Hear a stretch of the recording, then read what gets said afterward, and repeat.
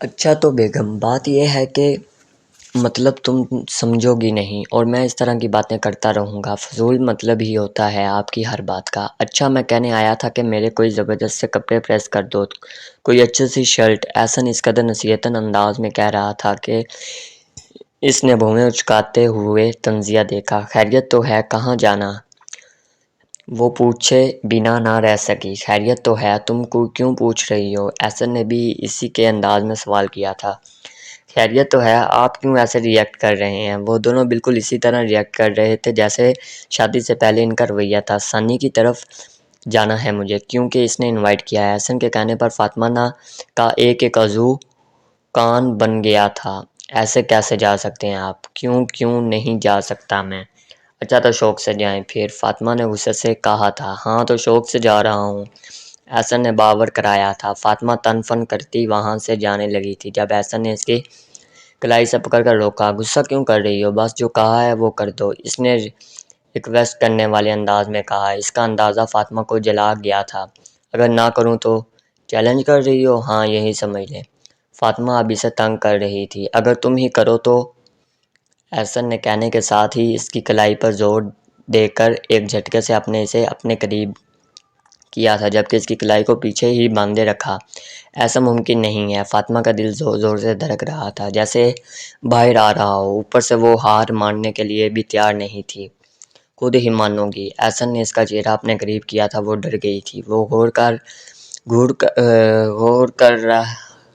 غور کر رہا تھا کہ بس اب وہ ماننے ہی والی ہے، لیکن ایسا کچھ نہیں تھا۔ اس نے وہی ہاتھ سامنے کیا جو پہلے کمر کے پیچھے باندھا تھا اور اپنے لب اس کے ہاتھ پر رکھ دیے۔ وہ جی جان سے کانپ گئی تھی۔ اس نے اپنا ہاتھ چھڑوانے کی کوشش کی لیکن اس نے نہیں چھوڑا تھا۔ اب بھی نہیں مانوں گی؟ اس نے گہری نظروں سے اس کی طرف دیکھا تو وہ سٹپٹا گئی۔ بہت غلط کر رہے ہیں آپ۔ فاطمہ کے کہنے پر وہ زیر لب ہنسا تھا۔ کون پاگل پوچھ رہا ہے کہ غلط کر رہا ہوں یا صحیح؟ میں نہیں مانتی۔ کیا کر لیں گے آپ؟ کچھ بھی کر سکتا ہوں، دھمکیاں دینے کی ضرورت نہیں، فاطمہ نے دوسرا ہاتھ اٹھاتے ہوئے کہا۔ تو اس نے وہ بھی ہاتھ اپنے ہاتھ میں لے لیا تھا اور اس پر بھی اپنے لب رکھ دیے تھے۔ پاگل تھا وہ بالکل، اور فاطمہ اس سے بڑھ کر پاگل تھی۔ احسن نے دونوں ہاتھوں میں اس کا چہرہ لیا تھا۔ اس کی نظروں کا فوکس اب کہیں اور ہی تھا۔ اب کی بار وہ بالکل اپنی حواسوں میں نہیں تھا۔ جذبات کی لے میں بہتا وہ کچھ اور کر دینا چاہتا تھا۔ جب فاطمہ نے اسے جھٹکا دیا تھا، اس کا تسلسل توڑنے پر احسن نے فاطمہ کو بہت ہی عجیب نظروں سے دیکھا، جس پر وہ شرمندہ سی ہو گئی تھی۔ کر دوں گی آپ کا کام، وہ کہہ کر رکی نہیں تھی بلکہ بھاگ کر کمرے سے باہر چلے گئی، جبکہ وہ بھی انہی پیروں کے پیچھے اس کے پیچھے لپکا تھا۔ کیا ہی اچھی بات ہوتی اگر تم میری بات مانتی تو۔ فاطمہ کیبن میں گھسی اس کی شرٹ ڈھونڈ رہی تھی جب وہ اس کے سر پر آ کر کھڑا ہو گیا تھا۔ فاطمہ نے ایک دم سے ڈرتے ہوئے پیچھے مڑ کر دیکھا۔ کہہ تو رہی ہوں کرتی ہوں کام، اور دیکھ نہیں رہے کہ کیا آپ نے اپنی ثانی کے پاس جانا ہے؟ اس کے لیے میں ڈھونڈ رہی ہوں نا کوئی پیاری سی شرٹ۔ فاطمہ نے طنز کرتے ہوئے پیاری کو ذرا لمبا کھینچا۔ میری بات مانتی تو وہاں سے آ نہ جاتی۔ احسن نے اسے گھورا تھا۔ جائیں یہاں سے، آپ کا کام ہو جائے گا۔ تم یہ سب کچھ اپنی جان چھڑوانے کے لیے کر رہی ہو، نہیں تو تم میری بات کبھی بھی نہ مانتی۔ احسن نے بے بسی سے اس کی طرف دیکھا۔ فاطمہ شرٹ نکال چکی تھی اور اب پریس کرنے لگی تھی۔ پتہ ہے کیا احسن سے رہا نہ گیا تو اس نے پھر بلا لیا۔ اب کیا ہے؟ فاطمہ نے شرٹ چھوڑ کر احسن سے پوچھا جو اس کے سر پر کھڑا تھا۔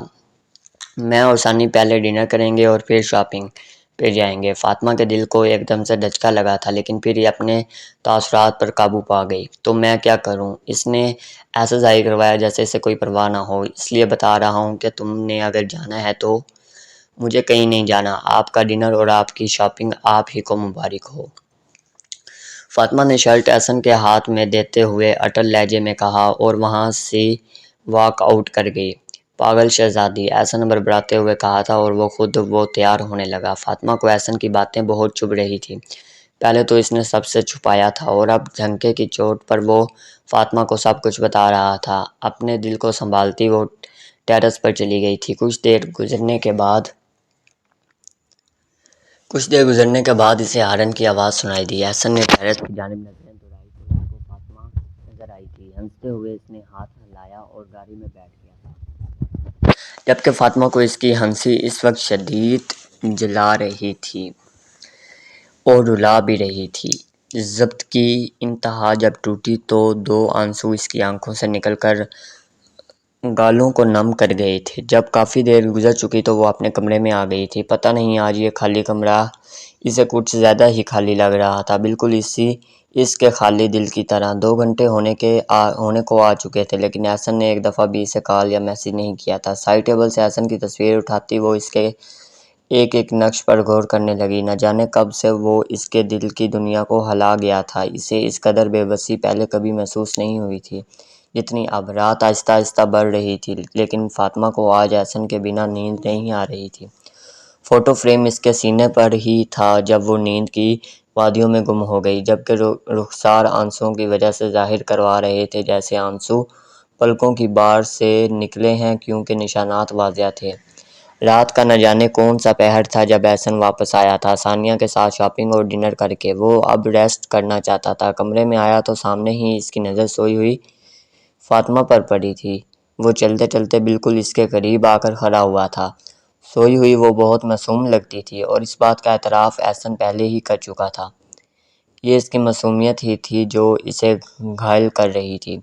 اس کی طرف دیکھتے ہوئے احسن نے کچھ محسوس کیا تھا، یعنی کہ وہ روئی تھی اور روتے روتے ہی سو گئی۔ احسن کے دل کو کچھ ہوا تھا، وہ اپنے آپ کو روک نہیں سکا۔ اس نے اپنے ہاتھ سے اس کے گال پر آئے آنسوؤں کو صاف کیا جو کہ خود ہی سوکھ چکے تھے، اور وہ فوٹو فریم جو اس کے سینے پر الٹا پڑا ہوا تھا، احسن نے دھیرے سے وہ اٹھایا اور ساکت رہ گیا، یعنی مسز احسن دل ہار چکی تھی اور اس کی یاد میں روتی رہی۔ احسن نے فوٹو فریم سائڈ پر رکھا اور وہیں گھٹنوں کے بل زمین پر ہی بیٹھ گیا۔ آہستگی سے فاطمہ کا ہاتھ اپنے ہاتھ میں لیا جو نیچے کی طرف لٹکا ہوا تھا، پھر اپنے لب اس کے ہاتھ کی پشت پر رکھ دیے۔ کیسے سمجھاؤں فاطی کہ تم میری روح بن چکی ہو؟ وہ خود اپنے آپ سے ہی ہم کلام تھا۔ میں جانتا ہوں تم بھی میرے بغیر اب نہیں رہ سکتی، سوچتے ہوئے وہ زیر لب مسکرایا۔ فاطی کا ہاتھ بستر پر رکھا اور پھر وہ اس کی طرف جھکا تھا اور بڑے ہی پیار سے اس کے ماتھے پر اپنے پیار کی نشانی چھوڑ چکا تھا۔ فاطمہ کسمسائی تھی لیکن اس سے پہلے کہ وہ اٹھتی احسن وہاں سے ہٹ گیا تھا، دوسری سائڈ آ کر لیٹ گیا۔ صد شکر کہ فاطمہ اٹھی نہیں تھی۔ احسن نے لائٹ آف کرنے سے پہلے فاطمہ کا ہاتھ اپنے مضبوط ہاتھ میں لے لیا تھا۔ ایسے ہی سونا چاہتا تھا کیونکہ اب وہ اس کا ہاتھ نہیں چھوڑنا چاہتا تھا کسی بھی شرط پر، کسی بھی صورت میں۔ مجھے کھینچتا ہے کئی بہانوں سے ایک جادو جو تیری ذات میں ہے۔ فاطمہ جب سے اٹھی تھی اس کی طبیعت میں چڑچڑا پن سا تھا، نہ جانے کیا تھا۔ شاید رات جو کچھ ہوا اسی وجہ سے اتنی پریشانی لی تھی کہ اس کا دماغ کچھ بھی سوچنے سے عاری تھا۔ منہ ہاتھ دھونے وہ واش روم گئی تھی جب اس کا پاؤں اتنے زور سے پھسلا کہ اس کی چیخ نکل گئی۔ احسن جو ٹیرس پر کھڑا تھا اس کی چیخ سن کر بھاگا تھا، ایسے جیسے جان سی نکل گئی ہو۔ واش روم کا دروازہ بند تھا۔ احسن نے 2-3 دفعہ دھکا لگایا تھا لیکن دروازہ نہ کھلا۔ فاطی تم میری آواز سن رہی ہو؟ پلیز دروازہ کھولو۔ وہ بار بار دروازہ بجا رہا تھا۔ آہ احسن مجھے بچا لو پلیز، وہ بچوں کی طرح چیخ رہی تھی۔ فاطی ہمت کر کے دروازہ تو کھولو یار، وہ بے بسی کی انتہا پر تھا۔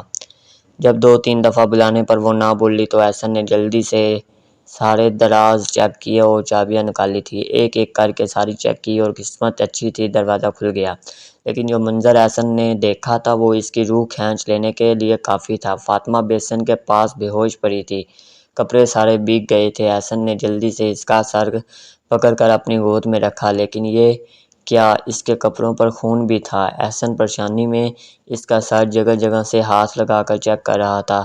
سر کی پچھلی جانب سے کافی گہرا زخم تھا، شاید گرنے کی وجہ سے بیسن کو نہ لگا تھا۔ احسن کے ہاتھ کانپ رہے تھے جبکہ آنکھوں میں آنسو تھے۔ اسے کچھ سمجھ نہیں آ رہا تھا کہ وہ کیا کرے۔